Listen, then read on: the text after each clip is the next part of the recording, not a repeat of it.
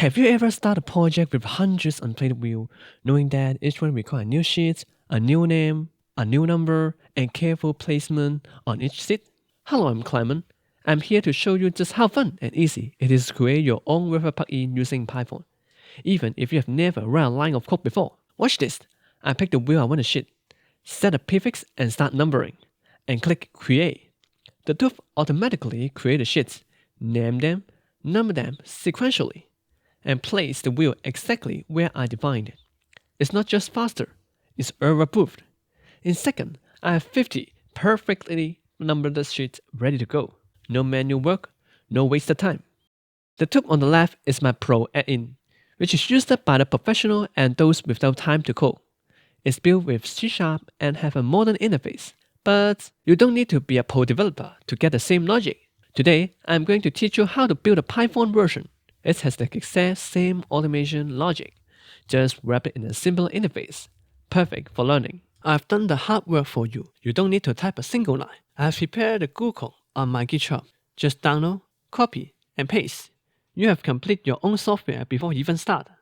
The code works perfectly, but if you're a BIM manager running a business and you just want the done-for-you installer with the modern UI and the undo safety net, you can grab the Pro version instantly by supporting me on my website. It saves you hours of setup and keep these channels alive. But if you want to understand the logic behind the magic, let's look behind the scene. For the first block is the import from PyRevit import RevitDB forms script. This single line is your Revit toolbox. Think of it as the master key that unlocks every door in Revit. PyRevit isn't just a library, it's your Revit interpreter. Translate human command into Revit's native language. The DB module, which is the Autodesk Revit database, is your traffic call, directing all geometry and data flow. Forms are your user interface wizard. The DB module alone contains thousands of Revit's core commands, like wheel sheets, title block, and viewport. For the second block, which is the prerequisite, it is the doc equal to Revit.dos and the UI dos equal to the Revit.UI dos. These two lines establish your Revit command center. DOS is your active model, the physics building you are designing. UI DOS is your user interface, which you interact with Revit. And from line 10 to 12, this is your safety guide rail. Revit won't let you create sheets in the floor plan view. The instant active view db.viewSheet checks the view type. If it's not a sheet, the script stops immediately with a clean message. From line 16 to 18, the filter element collector is Revit's search engine.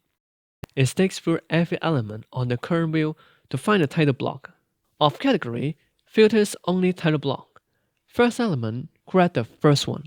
Because in Revit, each sheet usually have exact one title block. If it is failed, that's just safety net allows you to add a title block first.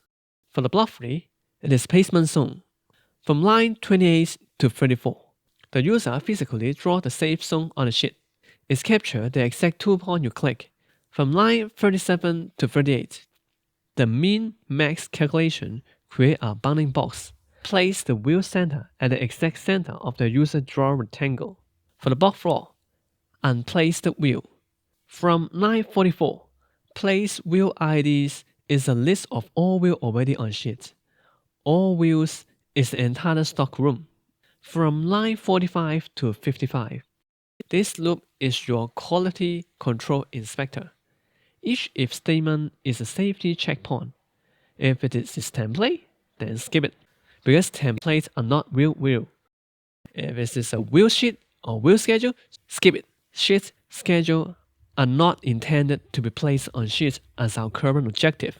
If it could be printed, we skip it, because real-life 3D walkthrough cannot be printed. ID is placed with ID, we skip it, because it means that it's already placed on a sheet. It's a query engine that's only load the minimum data needed. If you don't skip template, we will crash when trying to play a template view. This block is why your script never crash on invalid views. From line 61 to 65, SelectFromList show only the view that you can use. The multi-select equal to true option lets you pick the multiple views. This is the user experience polish that makes tools feel professional. For the next block, it is the input handle. From line 73 to 74, this is your customization log. Set it once and the script automates everything. If your firm uses F-001 for floor plan, you don't need to change the code. You just set the prefix in the dialog. From line 79 to 82, the integer conversion is your data type guard. It ensures user input is a number, so it will not crash the Revit when create a sheet number. For next block 6 is the transaction processing. From line 86, this is your undo redo safety net. A transaction group bundle all sheet creation into one undo step. Without it, Revit would treat each sheet as a separated action, meaning undo would remove only the last sheet. With this, you get one click to reverse everything. Each sheet is a subtransaction. This is critical for error handling.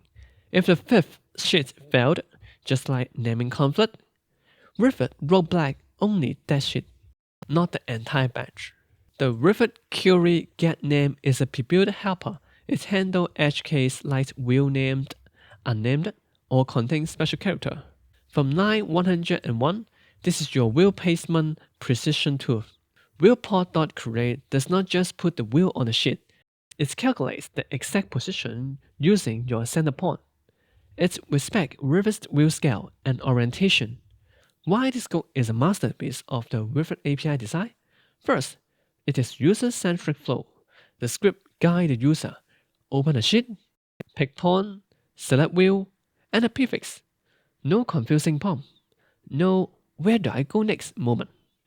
Also, it is professional error handling. The except block does not crash. It's informed. This is what separates beginner script from production tool. And next is the TransactionGroup magic. The TransactionGroup is Revit's undo system. Without it, the tool would be unusable for large batch. It's the difference between a toy and a tool. In a real BIM project with over hundreds of sheets, this script saves your 3 days of manual sheet creation, prevent human error, just like duplicate sheet numbering. It works with any title block. No hard coding is needed, and it scales perfectly. It handles 1,000 sheets with one click. Today, you build a custom Revit tool, complete with UI, logic, and Revit API core. You can now automate this task in seconds instead of hours or days.